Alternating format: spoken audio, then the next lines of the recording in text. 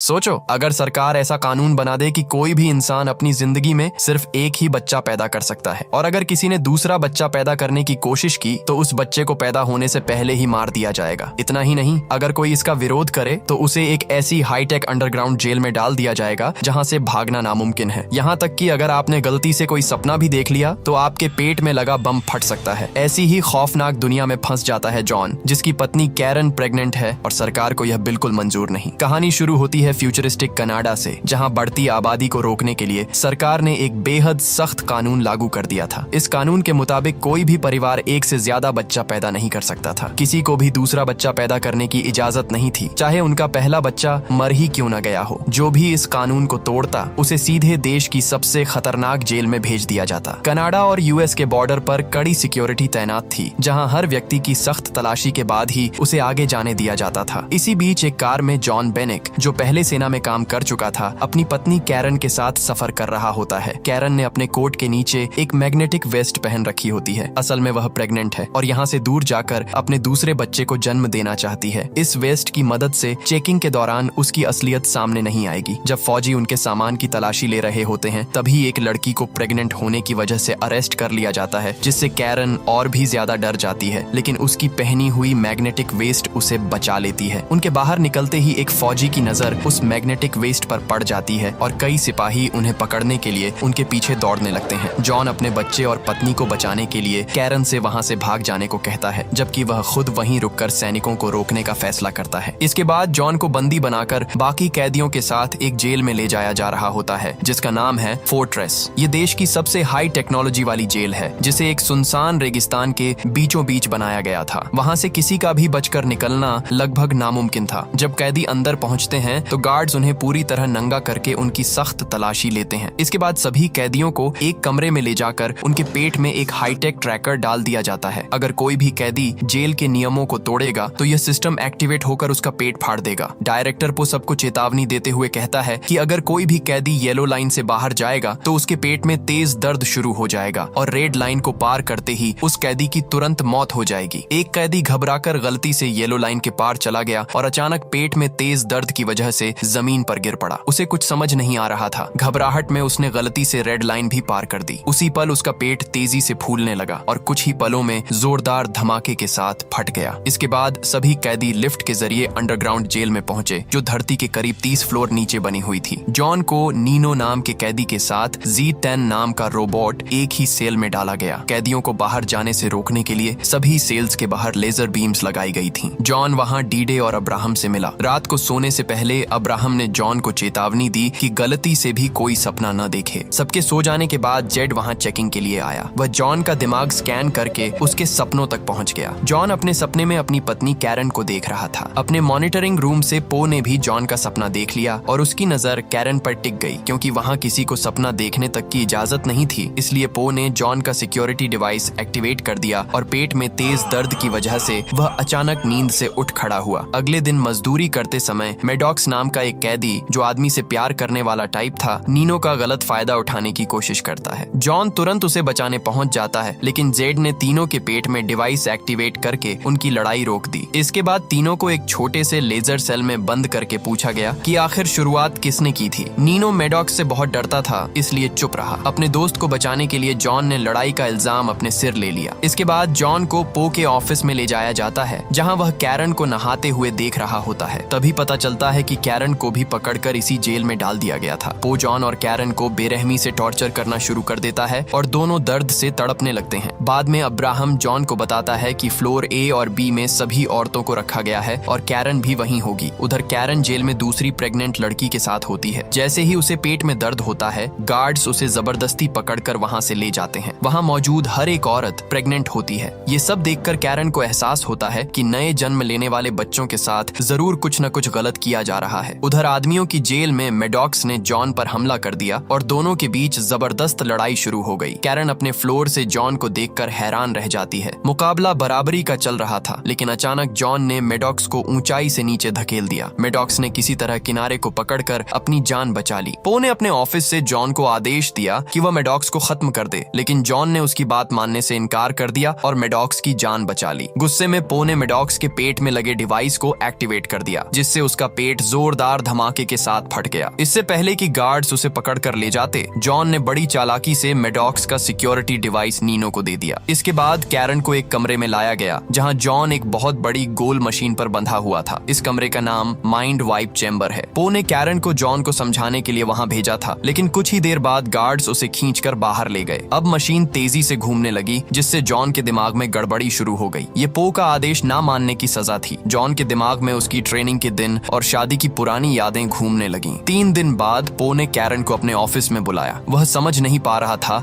कि जॉन 3 दिन से उस मशीन पर कैसे टिका हुआ है, जबकि ज्यादातर लोग तो 1 घंटे में ही मर जाते हैं। पो ने कैरन से कहा कि अगर वह जॉन को तलाक देकर उसकी हो जाए तो वह जॉन और उसके होने वाले बच्चे दोनों को रिहा कर देगा। अपने पति और होने वाले बच्चे के बारे में सोचकर वह ना चाहते हुए भी मान गई। जब जॉन अपने सेल में लौटा तो वह एक जिंदा लाश बन चुका था। वह किसी से कोई बात नहीं करता था और चुपचाप गुमसुम पड़ा रहता था, यहाँ तक कि उसे किसी भी तरह का दर्द महसूस होना भी बंद हो गया था। कैरन अब पो के साथ रहने लगी थी। एक रात उसने देखा कि पो एक कुर्सी पर बैठा है और कई तारें अपने शरीर से जोड़े हुए हैं। तब पता चलता है कि पो को मॉडिफाई करके एक एडवांस ह्यूमन बना दिया गया था। उसे ना तो खाने पीने की जरूरत है और ना ही सोने की। बस महीने में एक बार इन तारों को जोड़कर एमिनो एसिड्स लेना ही उसकी खुराक है। जेल में पैदा होने वाले बच्चों के साथ भी यही किया जाता है। कई ऑपरेशनों के जरिए उन बच्चों को एडवांस ह्यूमन बना दिया जाता है ताकि एक दिन पूरी धरती आम इंसानों और भूख प्यास से आजाद हो जाए। ये सुनते ही कैरन के होश उड़ जाते हैं। अब 4 महीने बीत चुके थे, लेकिन जॉन की हालत में कोई खास सुधार नहीं आया था। अब्राहम ने उसे बताया कि कैरन का पेट अब काफी बढ़ गया है और जल्द ही उनका बच्चा इस दुनिया में आने वाला है। जॉन ने कोई प्रतिक्रिया नहीं दी, लेकिन उसकी आंख से चुपचाप एक आंसू बह निकला। उस रात कैरन ने पो को बहला फुसलाकर उसे जमकर शराब पिलाई और बेहोश कर दिया। फिर वह कंट्रोल पैनल के जरिए जॉन के सपने में पहुंच गई, जहां बचपन में जॉन एक गहरे गड्ढे में फंसा हुआ था। कैरन ने सपने में जॉन को उस गड्ढे से बाहर निकाल लिया, जिससे असल दुनिया में जॉन को होश आ गया। उसे ठीक देखकर उसके साथी बेहद खुश हो गए। जॉन ने कैरन के साथ जेल से भागने के लिए अब्राहम से मदद मांगी। अब्राहम जॉन के लिए इतना बड़ा खतरा उठाने को तैयार हो गया। जॉन के ठीक होने की खबर सुनकर कैरन भी बहुत खुश हुई। बाद में नीनो ने जॉन को वही सिक्योरिटी डिवाइस दिया जो उन्होंने मेडॉक्स के शरीर से निकाला था। असल में उनका दोस्त डी-डे जेल में आने से पहले कंप्यूटर का एक्सपर्ट था, इसलिए उसने उस डिवाइस को ध्यान से जांचने का फैसला किया। इसके बाद कैरन ने पो के कमरे से एक हीरे जैसी चमकने वाली चीज चुरा ली। वह बाहर जाने ही वाली थी कि उसने उस चीज को अपने मुंह में छिपा लिया। अगले दिन उसने वही चीज अब्राहम को देकर जॉन तक पहुंचाने को कहा। असल में वह हीरे जैसी दिखने वाली चीज पूरी जेल का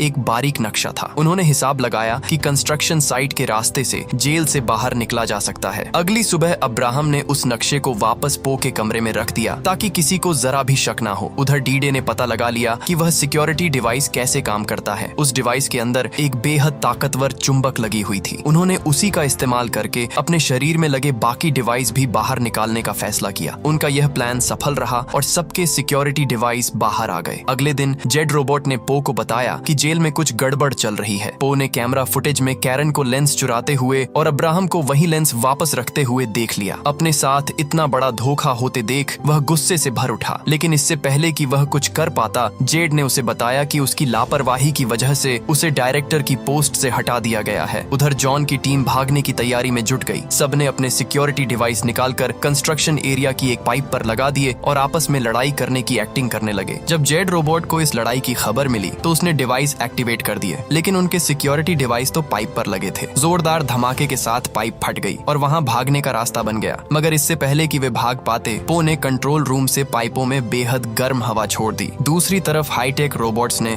कैदियों पर गोलियां बरसानी शुरू कर दी। अब वे लोग उसी पाइप में फंस चुके थे। स्टिक्स नाम का एक कैदी घबराकर वापस जेल की तरफ भागने लगा, लेकिन रोबोट्स ने उसे गोलियों से छलनी कर दिया। दूसरी ओर अब्राहम जेल में कैरन को लेने पहुंचा, लेकिन उसी समय पो वहां आ गया। उसने अब्राहम को मार डाला और गार्ड्स कैरन को खींच कर ले गए ताकि उसके बच्चे को भी एडवांस ह्यूमन बनाया जा सके। उधर जॉन की टीम एक रोबोट को गिराने में कामयाब हो गई। तभी उन्हें पता चला कि वह कोई मशीन नहीं बल्कि एडवांस ह्यूमन था। जॉन ने उसकी बंदूक उठाई और बाकी सबका सामना करते हुए वापस जेल तक पहुंच गया। आखिरकार सब एक लिफ्ट में चढ़कर ऊपर जाने लगे। उन्होंने पो के केबिन में घुसकर कैरन को ढूंढा। तभी जॉन की नजर स्क्रीन पर पड़ी, जहां डॉक्टर उसके और कैरन के बच्चे को जबरदस्ती बाहर निकालने की कोशिश कर रहे थे। जॉन ने पो को धमकाते हुए कहा कि ऑपरेशन तुरंत रुकवाए, लेकिन पो अब डायरेक्टर ही नहीं था, इसलिए उसकी कोई नहीं सुनने वाला था। तभी एक रोबोट ने उन्हें पहचान लिया और उन पर हमला कर दिया, मगर उसी समय सभी कैदी हट गए और गोली सीधे पो को लग लग गई। पो के मरते ही डीडे ने कंट्रोल पैनल से डॉक्टरों को रोकने की कोशिश की, लेकिन इससे पहले कि वह सफल होता, एक सिपाही ने उसे गोली मार दी। जॉन ने अपने दोस्त की मौत का बदला लिया और डीडे ने अपनी बची हुई ताकत से पूरी जेल की बिजली ही बंद कर दी। बिजली जाते ही डॉक्टर रुक गए और सिक्योरिटी सिस्टम भी ठप हो गया, जिसका फायदा उठाकर बाकी सारे कैदी जेल से भाग निकले। अब वहाँ सिर्फ जॉन और नीनो रह गए थे। वे कैरन को बचाने पहुंचे और उसे डॉक्टरों से छुड़ाकर जेल के एक ट्रक में लेकर भाग गए। तीनों मैक्सिको के बॉर्डर तक पहुंचकर ही रुके। अब कैरन बच्चे को जन्म देने वाली थी, लेकिन तभी जेल का ट्रक अचानक अपने आप चलने लगा। पता चला कि ट्रक को अभी भी जेल से कंट्रोल किया जा रहा था। उसी दौरान ट्रक ने नीनो को कुचलकर मार डाला। जॉन उसका सामना करने बाहर निकल गया, जबकि कैरन झोपड़ी में दर्द से तड़प रही थी। जॉन ने ट्रक को जोरदार धमाके से उड़ा दिया, लेकिन बदकिस्मती से वह ट्रक झोपड़ी से जा टकराया और कैरन मलबे के नीचे फंस गई। जॉन घबराकर अपनी पत्नी को ढूंढने लगा, लेकिन सही समय पर कैरन वहां से निकल आई थी। वह बिल्कुल सुरक्षित थी और उसकी बाहों में एक प्यारा सा बच्चा था। आखिरकार जॉन और कैरन अपने बच्चे को बचाने में कामयाब हो ही गए। तो तुम अपने माँ बाप से कितना प्यार करते हो? कमेंट में एक लाइन जरूर लिखना।